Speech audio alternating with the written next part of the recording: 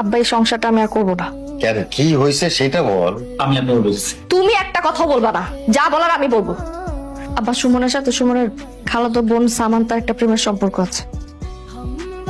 ও আমাকে মানসিকভাবে আমার গায়ে হাত তুলে। আমি এতদিন তোমাকে কিছু বলি নাই, কিন্তু এখন বলতে বাধ্য হইতেছি। একদম মিথ্যা কথা বলবো না। নিজের খালাতো বোনের সাথে ফোনে কথা বললে সেটাকে প্রেমের সম্পর্ক জড়ানো বল না। আমার কি মনে হচ্ছে জানো, তুমি ইচ্ছে করে এসব করতেছো। খবরদার আমার উপর কোনো দোষ চাপাবা না তুমি। নিজের চরিত্রের কোনো ঠিক নাই আর তুমি এখানে সাজু সাজতেছো, তাই না? সবার সামনে ভালো সাজো তুমি। সত্যি বলার কি সাহস নাই তোমার? এগুলো তুমি কি বলতেছো মা? সামান্তের সাথে ওর প্রেমের সম্পর্ক? আমার চোখে তো কোনোদিন এসব পড়ে নাই। আমরা তো জানি সুমনের সাথেই তোমার সম্পর্ক ছিল, এই জন্যই তো আমরা সবাই মিলে তোমাদের বিয়েটা দিয়ে দিলাম। আমি জানতাম যে ও শুধু আমাকে ভালোবাসে, ও যে ভিতরে ভিতরে এগুলা করে বেড়াইতেছে, এগুলো তো আমি জানতাম না।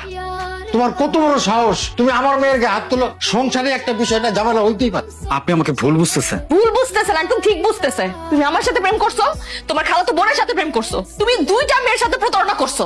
আমার না লজ্জা লাগতেছে যে তোমার মতো একটা ছেলেকে আমি ভালোবেসে বিয়ে করে এখন সংসার করতেছি।